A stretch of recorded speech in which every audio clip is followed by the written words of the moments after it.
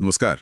आज हम हाल की कुछ अहम खबरों और जानकारियों पर एक नजर डालेंगे। जी। खास तौर पर जो सिविल सेवा परीक्षा की तैयारी के लिहाज से भी मायने रखती हैं। बिल्कुल। हमारे पास कई तरह के स्रोत हैं, राष्ट्रीय अंतर्राष्ट्रीय घटनाएं हैं, और तो और संघ लोक सेवा आयोग यानी यूपीएससी, जी। उसकी अपनी बनावट पर भी कुछ जानकारी है। बिल्कुल। कोशिश यही रहेगी कि इन बिखरी हुई सी कड़ियों को जोड़कर एक बड़ी तस्वीर समझी जाए। बिल्कुल, और आजकल जैसे सब कुछ जुड़ा हुआ है ना?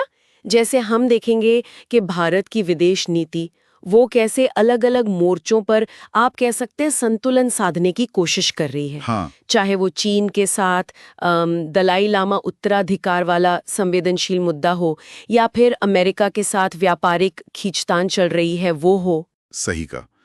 और साथ ही देश के अंदर क्या चल रहा है, अर्थव्यवस्था के संकेत क्या हैं। जी। जैसे जीएसटी कलेक्शन के ताज़ा आंकड़े आए हैं, हाँ, वो भी ज़रूरी है। और ये एक राष्ट्र एक चुनाव या फिर पीएम पोषण जैसी योजनाएं, इन पर जो बहस चल रही है या जमीनी दिक्कतें हैं, वो क्या इशारा करती हैं। इन सब के साथ हम संक्षेप में ये भी समझने की कोशिश करेंगे कि यूपीएससी जैसी संस्था, जिसे कभी देश का स्टील फ्रेम बनाने वाली कहा गया था, वो क्यों इतनी अहम है। ठीक है। तो चलिए शुरू करते हैं भारत के अंतर्राष्ट्रीय समीकरणों से। एक तरफ देखिए, चीन के साथ दलाई लामा के उत्तराधिकार को लेकर तनाव फिर से बढ़ा है। चीन ने भारत को चेताया भी है। हाँ, ये तो काफी पेचीदा मामला लगता है। चीन का कहना है कि उत्तराधिकारी पर बीजिंग की मोहर लगनी चाहिए, जी। जबकि भारत का रुख शायद इस पर थोड़ा अलग रहा है। हालांकि आधिकारिक तौर पर कुछ ज्यादा स्पष्ट नहीं किया गया है शायद। हाँ, स्थिति थोड़ी क्या कहते हैं नाजुक है, और ये तिब्बत और सीमा विवाद जैसे पुराने मुद्दों से जुड़ जाता है ना? बिल्कुल। और दूसरी तरफ अमेरिका के साथ व्यापार को लेकर डब्ल्यूटीओ विश्व व्यापार संगठन में मामला फंसा हुआ है। अच्छा। हाँ, अमेरिका ने कुछ भारतीय निर्यातों पर शुल्क लगाया था, तो उसके जवाब में भारत ने भी कुछ कदम उठाए थे। अब बातचीत की एक 90 दिन की मोहलत थी, वो 9 जुलाई को खत्म हो रही है। ओहो, तो इसका नतीजा दोनों देशों के व्यापार पर असर डालेगा, जाहिर है। बिल्कुल। तो एक तरफ चीन से ये तनाव, दूसरी तरफ अमेरिका से व्यापारिक मतभेद चल रहे हैं। ऐसे में प्रधानमंत्री की जो हालिया विदेश यात्राएं हैं, वो और भी अहम हो जाती हैं। वो घाना, त्रिनिदाद और टोबैगो, अर्जेंटीना, ब्राजील, नामीबिया के दौरे पर हैं। हाँ, बिल्कुल।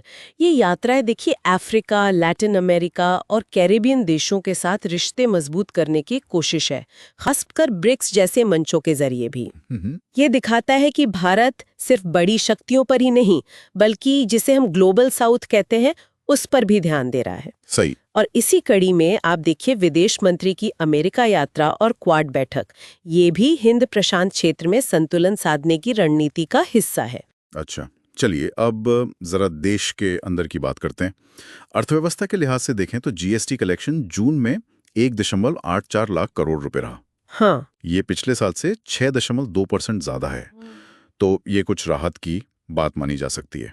हाँ, ये आर्थिक सुधार का एक संकेत तो है, बिल्कुल। और इसी से जुड़ी एक और खबर है, एप्पल का भारत में निवेश बढ़ाना। हाँ, वो भी सुना। फॉक्सकॉन चेन्नई में 1.5 बिलियन और एचसीएल के साथ मिलकर यूपी में वो सेमीकंडक्टर फैक्ट्री में 450 मिलियन लगा रहा है।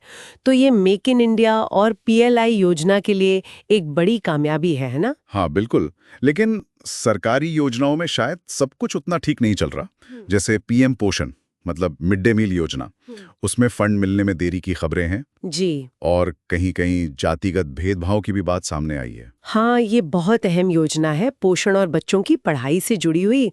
और इसकी दिक्कतें वो केंद्र राज्य समन्वय और सामाजिक बराबरी जैसे मुद्दों को सामने लाती हैं। यहीं पर कुशल प्रशासन की जरूरत समझ आती है असल में। सही कहा। और एक मुद्दा जो आजकल काफी चर्चा में है, एक राष्ट्र एक चुनाव। इस पर संसदीय समिति की बैठक भी होने वाली है। इसके पक्ष और विपक्ष में क्या तर्क दिए जा रहे हैं?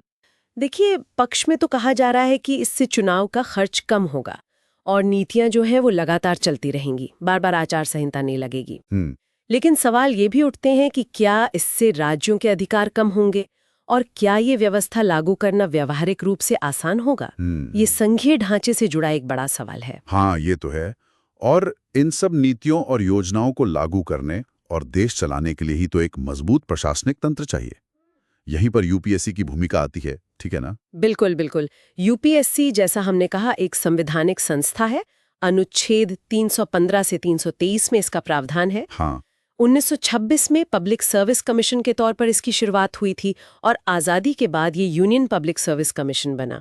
इसकी स्वायत्तता, इंडिपेंडेंस बहुत ज़रूरी है। क्यों? ताकि बिना किसी दबाव के सही और योग्य अफसरों का चुनाव हो सके। राष्ट्रपति सदस्यों की नियुक्ति करते हैं और उन्हें हटाना भी एक तय, काफी कठिन प्रक्रिया के तहत ही मुमकिन है। समझ गया।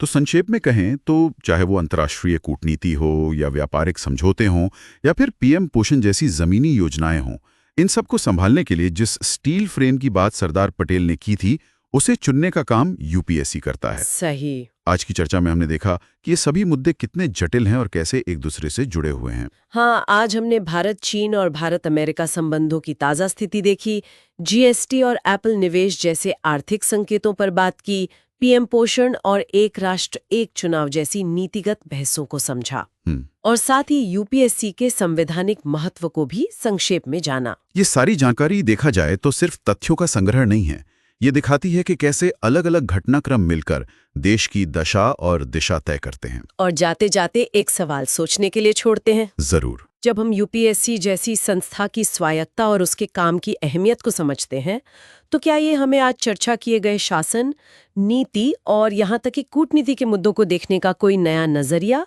या शायद एक गहरी दृष्टि प्रदान करता है? दिलचस्प सवाल है, इस पे सोचेगा जरूर।